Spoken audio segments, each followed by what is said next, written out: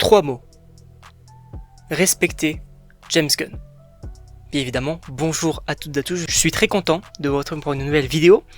Sachez qu'il s'agit d'une critique à chaud. Pourquoi ? Nous sommes actuellement donc le 9 juillet, il est actuellement environ 18h et ma séance était à 14h. Donc le film est tout frais dans ma tête. Deuxièmement, il y aura une partie sans spoiler, il y aura une partie avec spoiler. Déjà, pour parler globalement de mon avis sur le film, j'ai adoré. J'ai adoré la proposition que nous a donnée James Gunn donc, sur ce film-là, qui est exceptionnel. Ce film-là tabasse, pour moi, le Superman d'Henry Cavill. Et je pense qu'on en reparlera dans une autre vidéo plus précise. Bien évidemment, je vous demanderai de respecter mon avis, comme je respecte le vôtre. Hein. Si vous n'avez pas aimé, il n'y a aucun souci. Pour moi, ce film est génial. En quasiment tout point. Alors, il y a des défauts, hein, et on va y revenir dans une partie un petit peu plus spoiler, mais globalement, j'ai passé un excellent moment devant ce film-là. Les personnages sont hyper attachants, les relations sont très bien, enfin en tout cas fonctionnent très très bien. Les effets spéciaux sont réussis dans la majeure partie des cas. Je trouve que c'est extrêmement bien. L'histoire est très intéressante aussi. J'aime beaucoup ce que j'ai vu. Maintenant, donc, on va partir dans une partie un petit peu plus spoiler, j'ai envie de dire. Superman. Qu'est-ce qu'on en a pensé de cette proposition-là ? Pour moi, il est parfait. Alors, il faut savoir aussi qu'avant d'aller du coup donc à ma séance, j'étais donc dans une bibliothèque et pendant qu'un de mes amis donc lisait des mangas, moi, il y avait un petit comic Superman, notamment je crois Dawn of Superman. J'ai lu une première partie, parce qu'on n'avait pas forcément le temps de rester trop longtemps. J'ai lu une partie, et force est de constater que ce que j'ai lu dans le comics, je l'ai totalement retrouvé dans le film. Ce Superman, il est très intéressant, parce qu'en fait, il y a ce côté symbole d'espoir et tout d'ailleurs, ce qui est assez intéressant. Alors je m'y connais très peu hein, en termes d'analyse, j'ai envie de dire, de cinéma, mais je sais en fait que le soleil en tout cas peut correspondre dans certains cas à l'espoir. Et c'est totalement en lien avec Superman. Pourquoi ? Parce que y a des moments où justement il va se retrouver illuminé par le soleil pour notamment récupérer ses pouvoirs.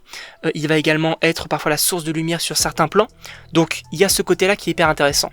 En plus de ça, il est extrêmement attachant. Pourquoi ? Parce que il se prend des coups. Il est victime de complots. Et il est humain. Il est extrêmement humain, extrêmement attachant. Et c'est un peu finalement le good guy, j'ai envie de dire, qu'on peut retrouver dans notre entourage, etc., qui essaie de faire de son mieux. Et c'est hyper intéressant. David Corenswet, je ne le connaissais pas du tout, je crois pas que je l'ai vu dans un rôle, mais là il m'a vraiment convaincu.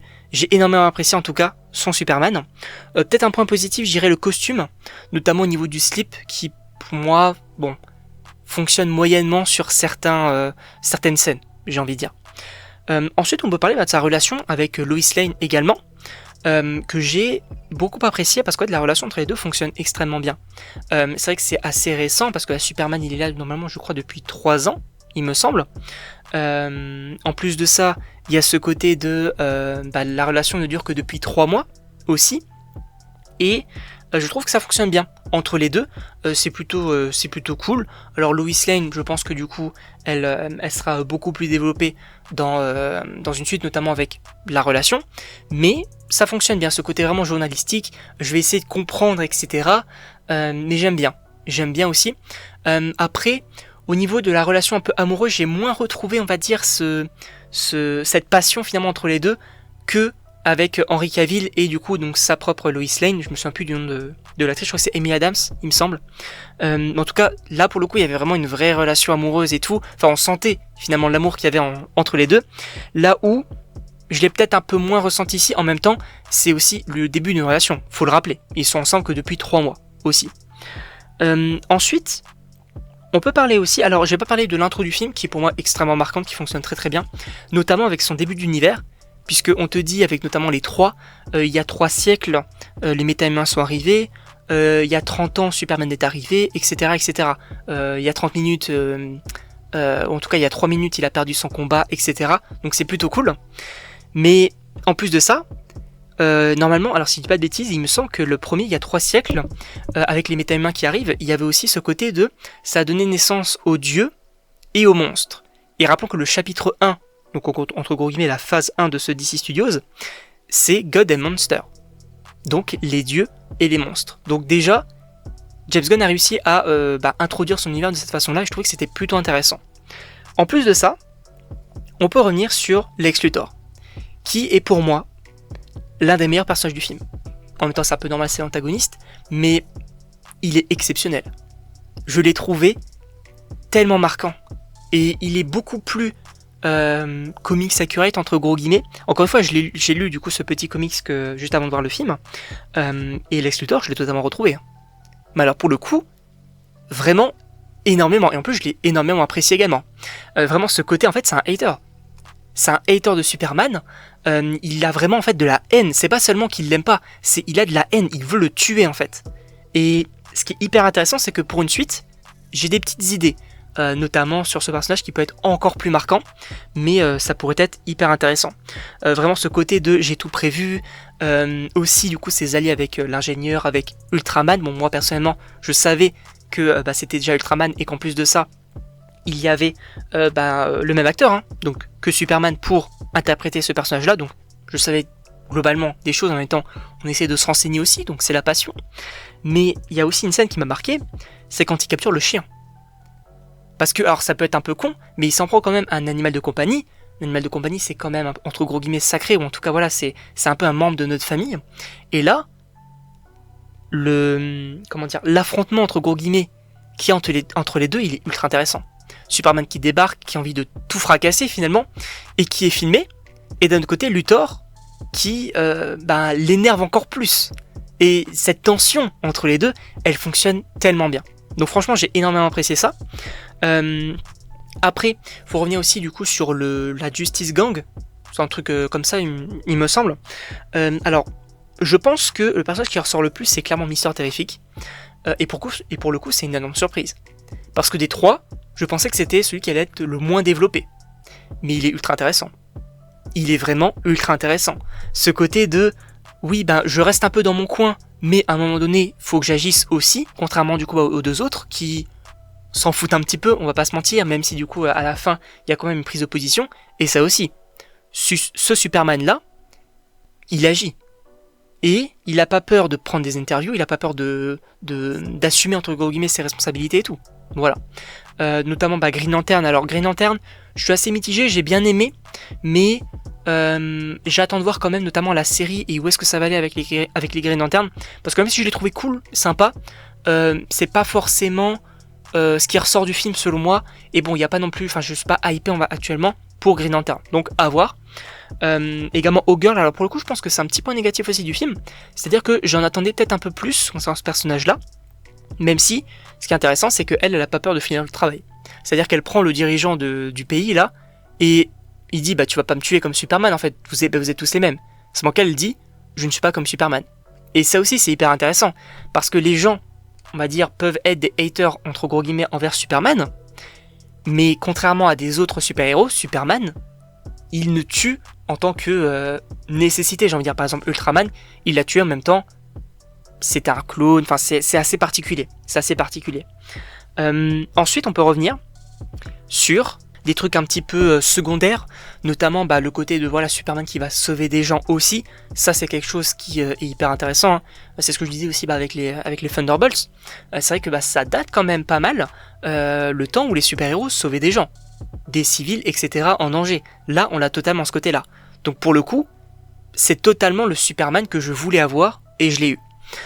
En plus de ça, on pourra parler des scènes post-génériques après, mais un personnage que je pensais qui allait être en scène post-générique avant du coup la fuite de ces scènes, c'est Supergirl. Supergirl, donc interprétée par Emilia Clarke, que je voyais totalement en scène post-générique. En même temps, il y a un film sur elle, donc l'année prochaine, là qui apparaît.